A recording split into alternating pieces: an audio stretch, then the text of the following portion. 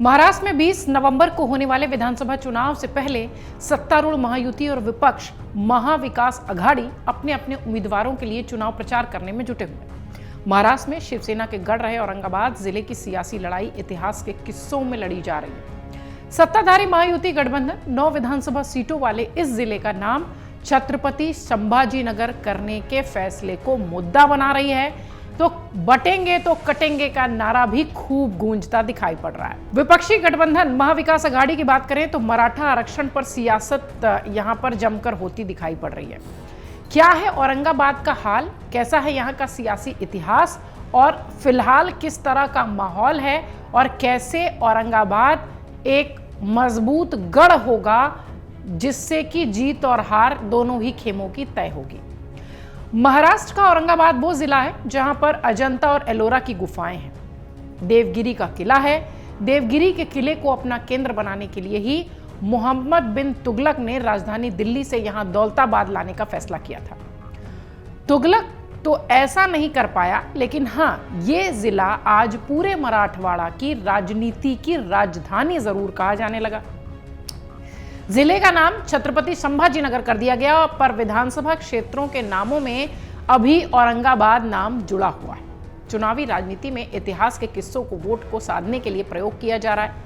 छत्रपति शिवाजी के बेटे के नाम पर रखे गए जिले और शहर का नाम इसका इतिहास वर्तमान में रुझानों में किस ओर ले जा रहा है, ये तो 23 तारीख को पता चलेगा। लेकिन हां, यहां पर सियासत जोरों पर है। पिछले कुछ चुनावों से यह जिला शिवसेना का गढ़ रहा है। शिवसेना टूटी तो कई विधायक एकनाथ शिंदे के पाले में चले गए। पूरे जिले में देखा जाए तो लड़ाई शिवसेना शिंदे बनाम शिवसेना उद्धव के बीच की है। शहर की 2 सीटों पर बीजेपी के विधायक हैं, तो असदुद्दीन ओवैसी की AIMIM भी एक सीट पर मजबूत दावेदारी कर रही है। जिले में कुल 9 सीटें औरंगाबाद पूर्व, औरंगाबाद मध्य, औरंगाबाद पश्चिम, गंगापुर, फुलंबरी, वैजापुर, कन्नड़, पैठन और सिल्लौड है।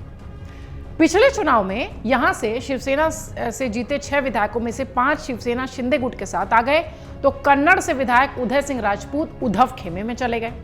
अब शिंदे गुट का बीजेपी के साथ गठबंधन होने के कारण भाजपाइयों ने भी पाला बदल लिया। औरंगाबाद पश्चिम, वैजापुर और सिल्लौड से बीजेपी के कार्यकर्ता इस बार शिवसेना के उद्धव खेमे से ताल ठोक रहे हैं।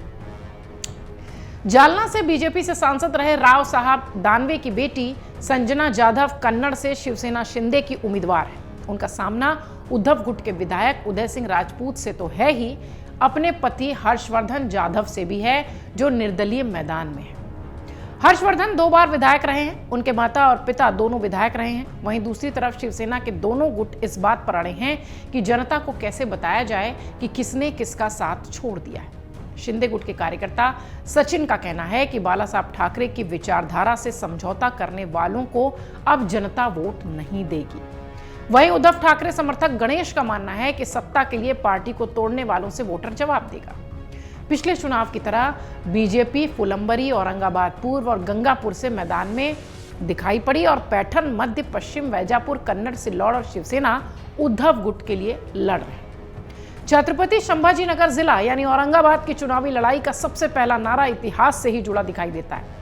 प्रधानमंत्री नरेंद्र मोदी जब विशाल रैली को संबोधित करते हैं तो वो भी छत्रपति शिवाजी राव और संभाजी राव के अभिवादन से ही शुरुआत करके महायुति गठबंधन की शिंदे सरकार को बधाई देते हैं।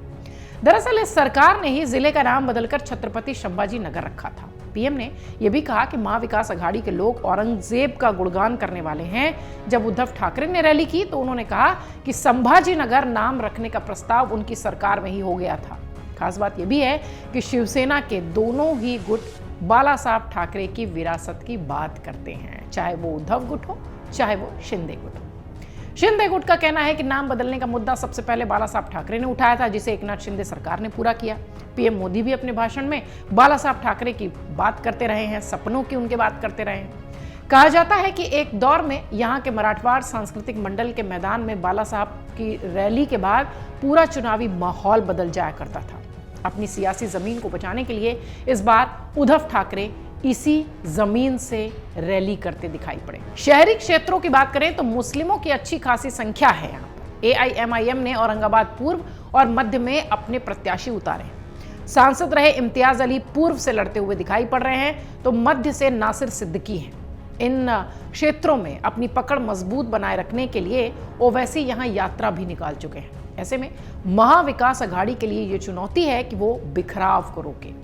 एक तरफ जहां यह प्रचार किया जा रहा है कि ओवैसी की पार्टी को मिले वोटों के बंटवारे के कारण दूसरे राज्यों में भी नुकसान हुआ है, वहीं ओवैसी समर्थक भी ये कह रहे हैं कि वो अपने मजबूत गढ़ में ही चुनाव लड़ रहे हैं, अन्य सीटों पर प्रत्याशी नहीं उतार रहे हैं।